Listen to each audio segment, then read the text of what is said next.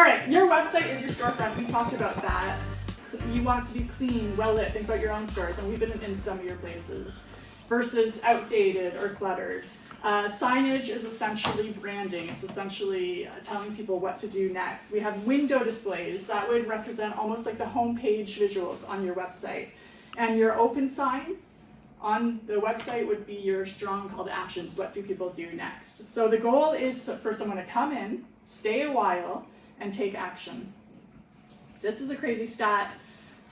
75% of consumers judge a company's credibility based on its website design. I'll say that again, credibility being the word. 75% of consumers judge a company's credibility based on its web design. So when I'm talking about your website, I'm not targeting you specifically, so don't get hurt. Think about how other people are perceiving your website.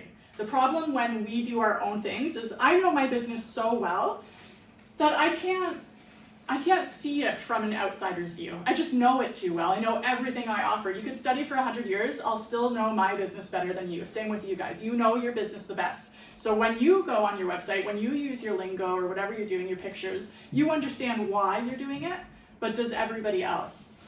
And if they don't, you actually lose credibility and trust. And if you don't have somebody's trust, you do not have their money. In today's digital world, your website is the very first impression you get with a customer. So think about that. Does everyone have a website? Yeah, most people? Okay, sweet. Okay, so what does your website say about you? This is the front banner. If you go to my website, this is what you're gonna see. I tried to find a girl who looked like me with a camera because I want to show that I do that kind of stuff. And as soon as you leave, you see my header, social media and web design services. You see my logo, so you know you're in the right space. You have your little one-liner underneath. What does your website say about you? So think about your own website, and if you guys are bold enough, we can pull up some websites and talk about it and go through your website and see if it just kind of makes sense for everyone. Is there a rule about how long that blurb should be underneath?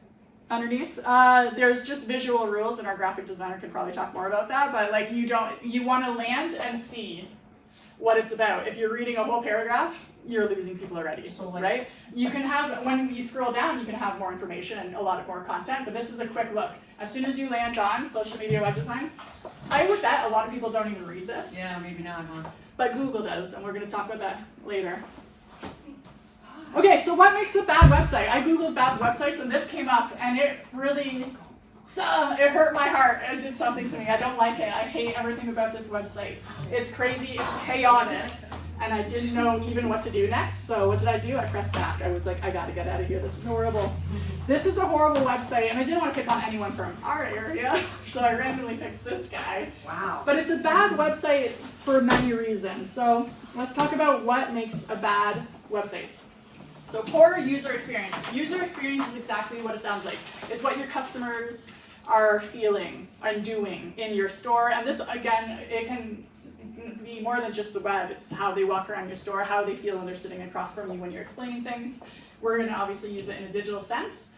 Poor user experience. So someone goes on your website, what next? A cluttered design makes for very poor user experience for two reasons. One, no one likes cluttered, especially millennials. Millennials are against it. I think because we grew up with stuff on the walls and on the tables, I don't know, but specifically millennials are more about minimalism. A cluttered design is just too much. With this website, where do you even go? It's too much. So we want something a little cleaner than that. Crazy bins online. Too many colors, flashing lights, too many banners or pop-ups, it just hurts. There's no visual hierarchy, and nothing guides us when it's too cluttered, and we want to be guided. Number two, unclear navigation. Menus that are hidden. Okay, so you know when sometimes you're on a website and you're scrolling and then all of a sudden the menu's gone? But you're like, shoot, I want to read the About You page. What do I do next? That's just unclear. It's confusing. If users can't find what they're looking for in 2 to 3 clicks, they are out. Now, we don't have to like that, but that's the fact. Amazon and Apple and these big companies are training all of us how to use websites. So they train us that we could have that thing in our cart in 2 clicks or 1 click. Sometimes we don't even have to fill out our credit card. It's amazing.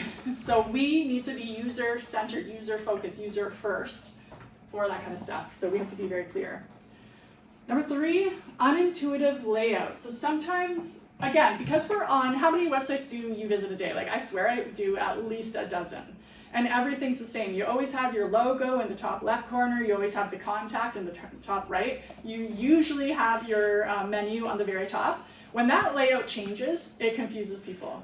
And my marketing slogan is, if you confuse, you lose. People don't want to figure things out to give you their money. They want the answers in front of them. So be intuitive. Number 4, inconsistent branding. This is mismatched visuals, outdated logos, or off-tone messaging. It confuses the user, and again, it erodes trust. We lose that credibility. And number 5, disruptive pop-ups or autoplay. How many people have been scrolling and all of a sudden you're stuck in like a map and you can't get out? Or this pop-up doesn't ever go away. It's like they set it for every time you scroll like 3 inches. It's so frustrating. That kind of stuff, it matters to us. Again, we will exit, we will leave the website. On the other hand, here's the opposite. 5 things. Simple, clean design, clear navigation and structure, focused calls to action. So sometimes I'm on a site, yeah. Sorry, I have a question about the bad experience. Do you ever come across, like, because like some people have visual impairments, right, or Yeah. other impairments? Does that ever become an issue? Yeah. Like, It definitely I know, like, becomes an there's like issue. color blindness, right? For Yeah. example. There's 2 things you need to be concerned about when it's, what's the word? Accessibility? Accessibility. Yeah. Number 1 is if you don't have strong contrast. So like, if I had text that was that blue on a white background, it's really hard to see. Now that doesn't help your user, and Google actually will like kind of take away points for search engine optimization, which we'll touch on later, because they want everyone to be able to read it clearly. So a lot of times that's what happens. Someone says, well, that's my brand color. It's like, well, if you insist, trust me, there's a lot of websites I've made and I've not put my name on because they have insisted. I'm like, alrighty. So that's not good. That's why like if this slide is black and white and my later slides are black with white text. Yeah, you definitely need to consider accessibility. And again, just because you know the text, you know what it says, so it's more clear to you. What if you gave it to your friend who's never been on your website? Just be like, can you see what this is saying? That very much matters. Do you have tools to like measure the readability? There are tools, yeah. You can use Lighthouse. It's built right into the browser. And it'll actually score contrast levels and let you know whether or not. Okay. What's Lighthouse? It's built right into Chrome's Into Chrome. inspectors. Oh, okay. Mhm. Thank you. Everything has tools. And you know what, in all honesty, some things are naturally intuitive. Like if you're really straining, then maybe your text is too small. You know what I mean? So just like, a lot of times common sense goes a long way, even when dealing with websites. Responsiveness across all devices. I think it's like 65% of people look at websites on their phone. So no longer do we need to be mobile ready. We need to be mobile first. Make your website with your cell phone in mind.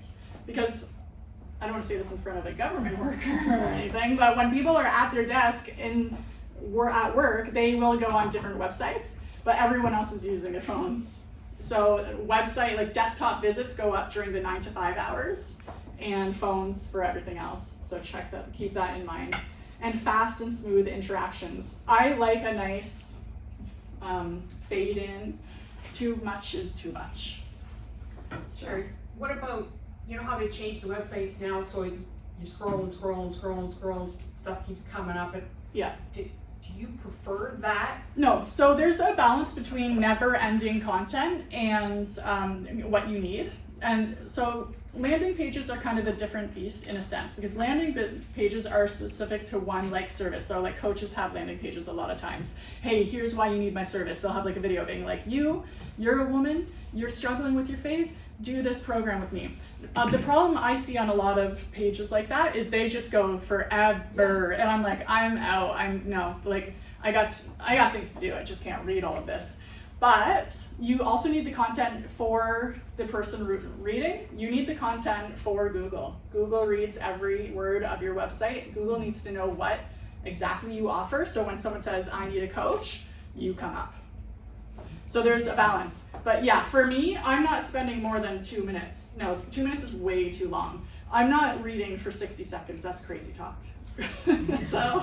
So consider that when you're doing your website. Like, I'll scroll 3 scrolls. That's my limit. Okay, so you got a limit, that Yes. makes sense. We all have limits and we all have to There's push some them. people want. That's my life motto, borrowed from the lottery. Yeah.